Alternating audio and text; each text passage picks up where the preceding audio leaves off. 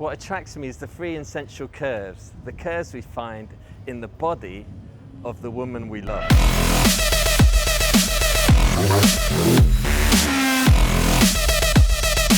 Today we're diving into fashion design, which shares powerful concepts with architecture, the power of the curvy woman and the power of the curve. I'm not attracted to straight angles or straight lines. I want curves. Curves in fashion aren't just about looking good. They're about how fabric flows, movement, fluidity, and creating space for expression. And when I think of curves, apart from getting a little bit excited, I can't just help think how curves relate to architecture as well. It's the same principle.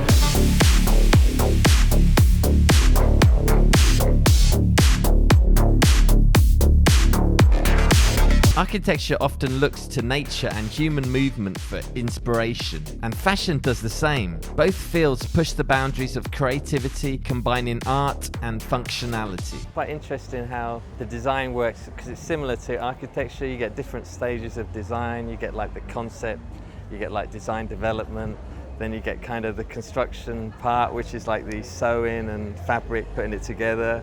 And then there's the final product at the end that's showcased to the world. There's some connections with that and architecture as well. Curves have been a long symbol of boldness and innovation in architecture. One name that immediately comes to mind is Zaha Hadid. Often referred to as the Queen of Curves, just like a dress that flows effortlessly over a body, her architectural designs flow organically, defying the traditional straight lines and define most buildings. Zaha didn't stop at architecture. She also designed shoes and clothes for brands like Adidas and United Nude, bringing her love for curves into fashion with designs that pushed boundaries in both form and function. Hadid once said, and this is such a great quote, "The beauty of the curve is that it's not finite. It invites exploration and movement, something rigid angles never could." She didn't just design buildings, she created spaces that breathe, spaces that move. Wow, look at those designs move. They really embrace the natural form of the body. Curves in Hadid's work evolve, they excite. They push boundaries in ways that are totally unpredictable, and that's what makes them so powerful.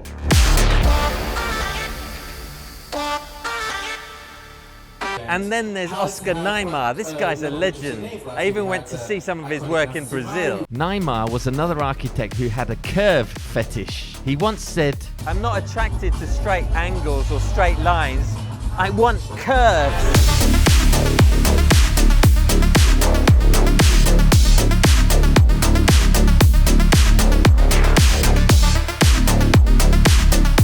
Niemeyer knew that curves don't just exist to look pretty, they bring life into space. Kind of like the right cut on a dress can give it life, right? Just as Niemeyer sought to challenge the notion that form must rigidly stick to function, fashion design similarly balances functionality with aesthetic appeal. In both fields, designers create structures, whether garments or buildings. Niemeyer's approach to flowing, curvaceous designs in architecture parallels fashion's embrace of fluidity and movement, showing that art and functionality can harmonize to elevate both form and experience.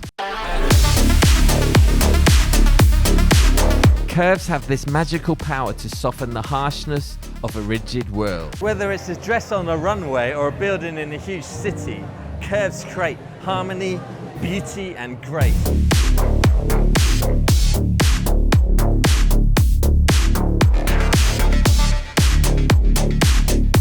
Just as architecture, curves in fashion are about balance.